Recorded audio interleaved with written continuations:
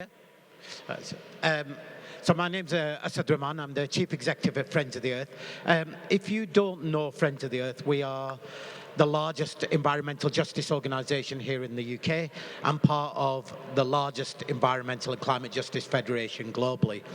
I think there's no need for us to talk about the fact that we are, of course, in the midst of an incredible heat wave here. And across the country, we can see, of course, schools are closed. We've seen our trains cancelled, hospitals under pressure, and, of course, many people working in temperatures that threaten their health because of missing a day's pay is not simply an option. And for some people, is it really echoey, or is it just me? Maybe I'll hold it a bit closer. Is that some people, of course, are going to escape all this heat? Yeah, air-conditioned places, fans in our offices, cooler and greener streets. But that's not the reality for many, many people in this country. People who are in overcrowded flats, people who are in poorly insulated homes, warehouses, factories, and of course, building sites. So climate change, when we discuss it, before we even mention the question of about a ton of carbon, we have to recognize its already profound impacts on our society. Climate breakdown, of course, does not arrive in a level playing field. It lands on a society already riven by inequality, whether that's wealth, whether that's health, whether that's race, or whether that's geography. And that's what really brings me to my question and my presentation at this moment, and that I really want to touch on is how do we respond to this crisis in a moment of interconnected crisis, not just of climate breakdown, but of nature loss and also economic inequality? How do we build support for the scale of transformation that we've just heard that is required at a time when the politics of division are growing ever stronger, when the climate consensus that led us to the Climate Change Act that Friends of the Earth was instrumental in delivering has broken down, when mainstream politics is weaponizing inequality against taking climate action, and when the very idea of collective action in itself is being challenged. And it's in that moment that I really want to maybe talk about how climate change and how our action has to be something that is done with people and for people rather than something that people fear. And I'm reminded, don't know if you remember the Gilets jaunes, the yellow vests in France. They had a protest. They were protesting Macron's carbon tax. And they had a banner at the front of their protest. And it said, the elites, they worry about the end of the world. We ordinary people, we worry about the end of the month. And it's that challenge that, of course, sits at the heart of this question. Because they capture a truth that many people, particularly in the environment and the climate movement, simply struggle to comprehend. That this question about climate is not simply an answer of technical questions or solutions. They're deeply political questions. They're questions about power, they're questions about fairness, and they're questions about who will benefit, who pays, who decides, and ultimately also whose future matters in this. Because as we gather today, amidst all this record heat wave here, but of course all around the world, we can see whether it's burning forests, people fleeing flooded homes, failed harvests. I'm originally from Pakistan. We've had temperatures up to 53 degrees centigrade in a country where 4 out of 10 people face multiple dimensional poverty and have got no choice but to be out there in the open. And the truth is, of course, that we are living in that age of consequences. The 1.5 degree guardrail that every country committed to in Paris, well, it's no longer a future warning. We're about to breach that 1.5 degree. The tipping points that were once talked about as being future are now about a reality that is already happening. Those possibilities that were talked about as technical policies are now real political realities. And scientists are increasingly warning us. They're warning us that we're not just sleepwalking through the 1.5 degree guardrail, that within the next 20, 25 years, we're at risk of breaching the 2 degrees guardrail. That by the time a child born today, in their lifetime, by the end of this century, we could be at a temperature increase of up to 3 degrees, an uninhabitable and unlivable planet.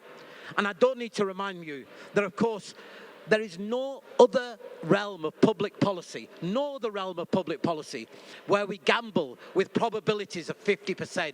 We wouldn't get on a train if they said there was a 50% chance of it crashing.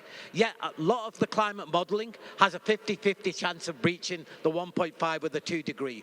We wouldn't rely on unproven technologies to be able to save us at some point in the future and suck carbon out of the atmosphere. We'd be asking, what can we do concretely right now?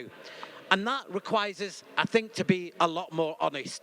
Because as the alarm bells are ringing, there are many, many people, many vested and powerful forces who want us to hit the snooze button. And for too long, we have told ourselves that incremental change is going to solve this crisis, and that we could tweak the very system that delivered this crisis that we're in. And that this same economic model that, of course, has carved this carbon into the atmosphere is the same economic model that, of course, has riven poverty and inequality within our societies. That the endless accumulation and consumption of the most powerful and the smallest, and the 1% or the 10% in the world, are overwhelmingly responsible for taking us to this crisis. So whether it's climate breakdown, ecological collapse, widening inequality, or the breaching of planetary limits, these are not separate failures. They are different expressions of fundamentally the same broken system. And it's an economic model that, of course, has destabilized the climate whilst also driving the destruction of nature. And it's a model that, whether it's our ecosystems or whether it's people, has decided that the accumulation of wealth and power into the hands of fewer and fewer people is a price worth paying. Well, we have argued as Friends of the Earth that inequality is not a bug in this system. It's not even a fault or an unintended consequence. It's a reality. And it's a reality that even this week, or the previous week, I forgot what week, our favourite billionaire, Elon Musk, became a trillionaire and celebrated it by, of course, fueling the far-right violence in Belfast, in Edinburgh, in Glasgow, and in Southampton. That this takes place at the same time as half the world still struggles to barely make ends meet. And it's not just about what's happening over there, of course. It's about what's happening here in this country. And it's incredible that in this country, one of the richest countries in the world, the 5th or the 6th biggest economies in the world, we have 17 million people living in poverty. We have 3.5 million children growing up in poverty. We have 7 million people living in absolute and deep poverty. And yet, of course, the richest 1% in this country, not around the rest of the world, just in this country, own more wealth than half of the UK population. And this matters because of climate breakdown does not arrive in this level playing field. It arrives in a land and a society, as I've said, driven by these inequalities. And we all know that those with the least resources have the least ability to be able to protect themselves from all of its impacts. And the climate crisis, of course, is not simply colliding with inequality, it actually amplifies it. Friends of the Earth, we've undertaken some of the most comprehensive environmental injustice mapping in this country. And if you get a chance, go up on the Friends of the Earth website. You can put, if you live in the UK, you can put your postcode in and you can see the data for where you live. And what that work has revealed is when you map air pollution, flood risk, access to green spaces, extreme heat, environmental vulnerability, you're not simply mapping environmental problems. What we're mapping is inequality, economic inequality. We're mapping the geography of abandonments. We are mapping where toxic air pollution takes place.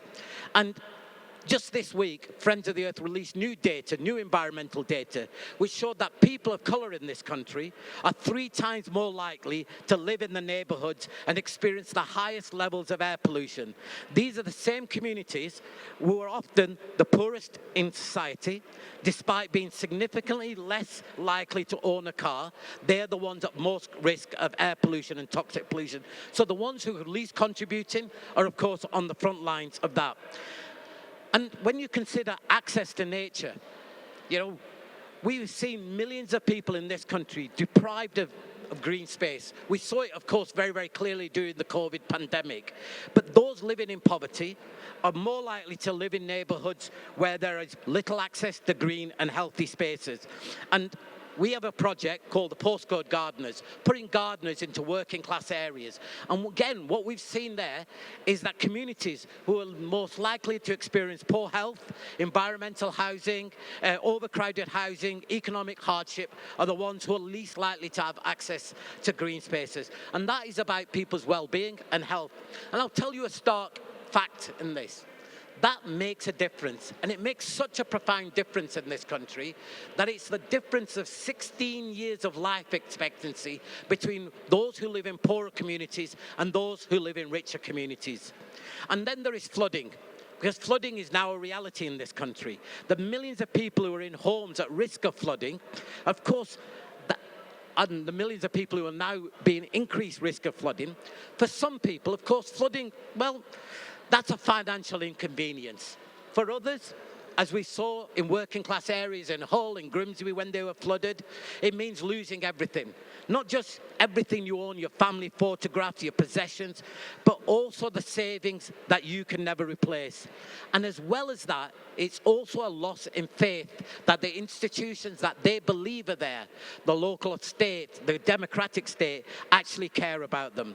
So when we began to overlay the flood risk, air pollution, poor housing, deprivation, racial inequality, health inequality, access to nature, we realised that environmental injustice and harms are not equally distributed.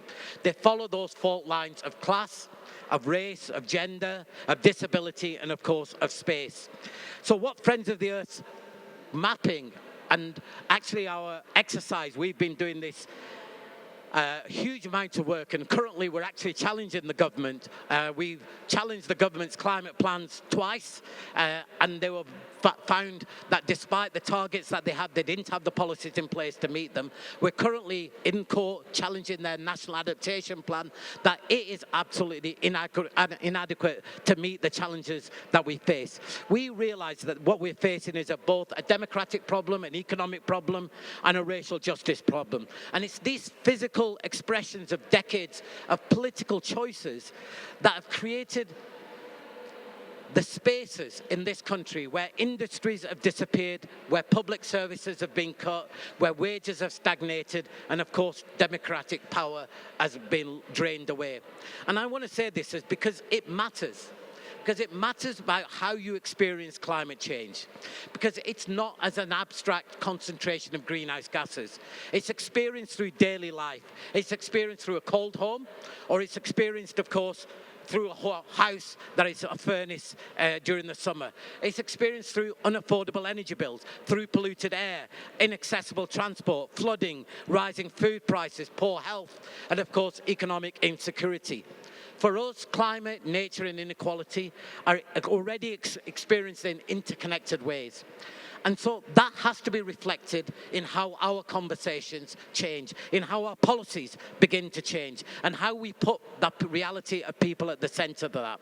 So over recent years, we have 200 local groups in this country. We have been going on an incredible listening exercise, asking people what matters in their communities.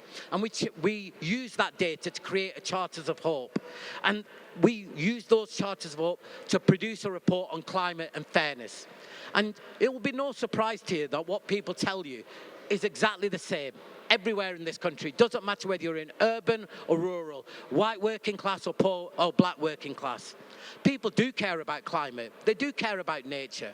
But the first things that they care about, they say, I can't afford my housing. I can't afford the energy bills. Those buses don't run on time. I can't afford even the ticket price for that bus. There isn't something for my kids to do.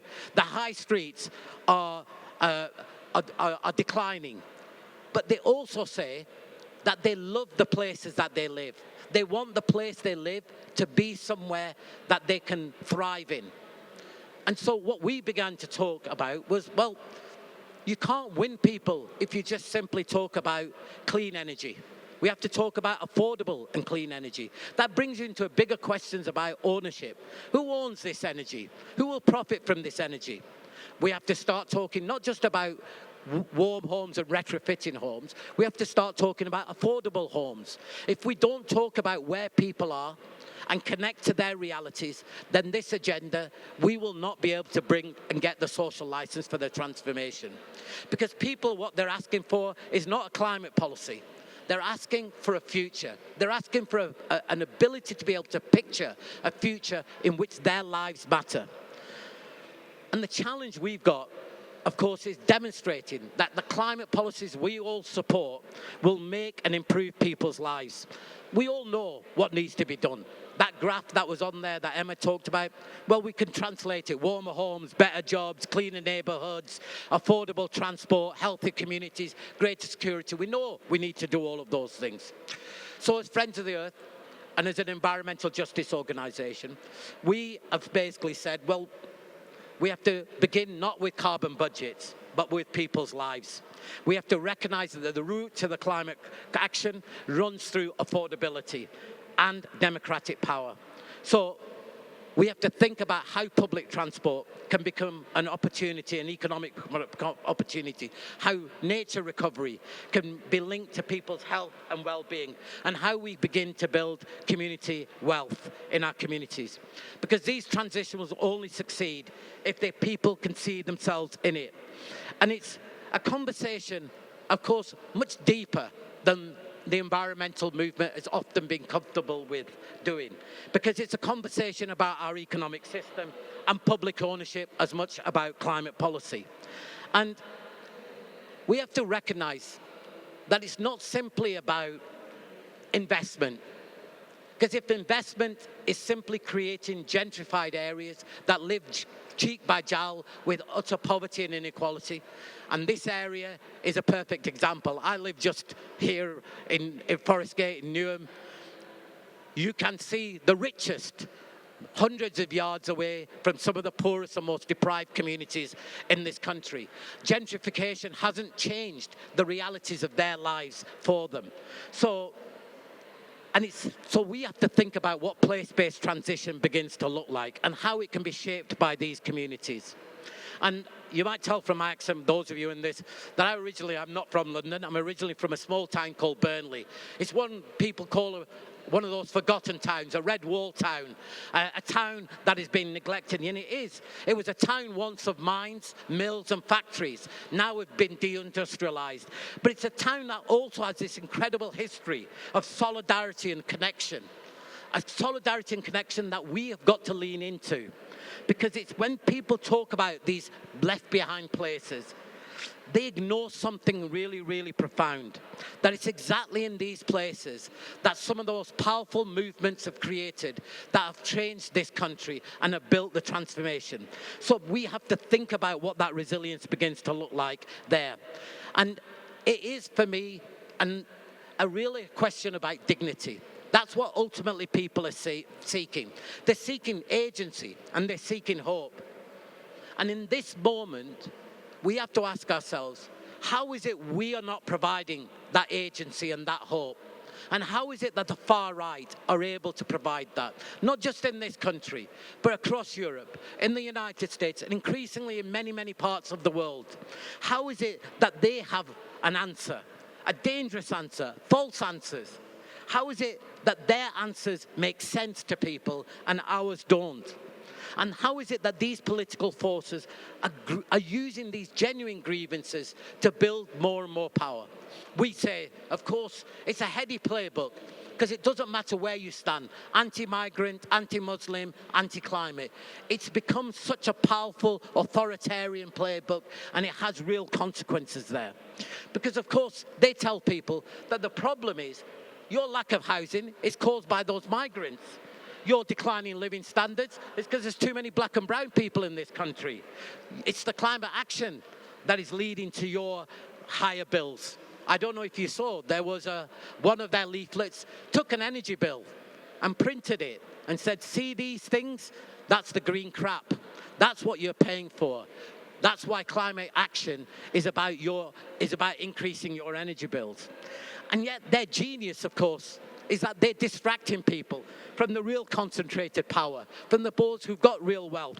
It's a question where, of course, it becomes blame your neighbour, not the billionaires. Don't look up, look to the side in your community about who is responsible. And so when we talk about carbon concentrations, that's not how people see it. They talk about insecurity. They talk about, can they make ends meet? Can they pay their bills? And it's the far right are exploiting that inequality. And they're exploiting that inequality to build that politics of division. And it's exactly in those spaces where we have to offer something different at this moment. Because if we're serious about confronting the far right, if we're serious about confronting inequality, if we're serious about delivering the climate and ecological transformation that we need, we have to think about these things in a connected way. And that has to challenge, of course, both accumulated and concentrated wealth, but also the failure of our democratic processes. And weave together economic policies and anti-poverty policies, resilience policies, and point them towards a livable future. A future, of course, where everybody has that right to live with dignity, but in harmony with our planet. And you may have seen in the last few weeks some amazing global reports. Piketty's report on the Global Plan for Justice, the former UN Special Rapporteur on Inequality and Food, who produced a report on a global plan on inequality. Each and every one of those plans, they say exactly the same thing. You cannot fix a planet that is broken and that is on fire without tackling inequality, without tackling planetary limits, and without ensuring that people have a right to well-being. And those things can be done, but it does mean fundamentally changing our economic system. And we have to give people, obviously, some hope in that. And of course, as Friends of the Earth, our local groups, and I see this every day, I travel all around this country and around, there is incredible things happening at a local community level where people are harnessing the power of their communities to make change. Our challenge is, how do we scale it up? How do we make sure we have a government that enables that to take place and not a government that it puts blocks to it? Because we all know the storms are coming. The floods are coming. Heat waves are coming. They're already here, and they will get worse. So the question, as the IPCC climate scientists said, change is now inevitable. The only question is what kind of change? And that has got to be at the centerpiece of what we now move forward with. It's whether communities are going to be able to rely on each other. And I saw something profound. Those of you who follow climate scientists may have seen in the last climate science report, the IPCC AR6, they had a whole chapter now, not just about what you need to do to cut emissions, not just about what you need to do in terms of technology and adaptation. They also started talking about societies and communities. And what they said, that as much as we need to build sea level walls and capital infrastructure, we also need social infrastructure. Because in the world of 1.5 degree and a 2 degree, what matters is whether neighbours know each other, whether communities will trust each other, whether public institutions will function, whether people will feel that their voices are being heard. And they said that we now need to invest as much into things like public social protection, into right to housing, into ensuring people have the right to health care. And these are both adaptive measures and mitigation measures. No longer are they measures simply about tackling poverty and inequality. They're fundamental concepts and policies that the climate and environment movement needs to do. And it's in that space that our hope begins to grow. Because we are without a doubt, losing if we continue to fight in our silos. Our only hope is to connect our struggles, connect our issues, become a movement of movement, become a much broader coalition, be able to weave together our stories of both climate, of nature, and inequality. And we have to organise. As Friends of the Earth, we are committing to doing lots of deep organising in our communities, to weave together our communities, to connect people who are at the food bank as much as they are people who are running community energy projects, people who are at the school gate as much as we once organised people at the factory gate. We need to build a new sense of community renaissance in this country, one rooted in place and identity, but one also rooted in hope and justice. Thank you.